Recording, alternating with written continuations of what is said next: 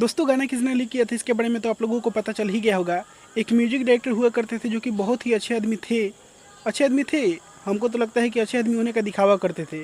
वो एगो कहावत नहीं सुने थे कि मुंह में राम बगल में छुरी।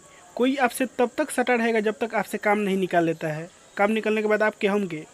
बट वही हाल है आज के डेट में। और अगर उस एविडेंस पे जो स्क्रीनशॉट वायरल हुआ है अगर वो सत्य है तो उस हिसाब से खेसारी लाल यादव को लीगल एक्शन लेना चाहिए, यानी कि कानूनी कार्रवाई करना चाहिए और उस गद्दार धोखेबाज को एकदम सबक सिखाना चाहिए।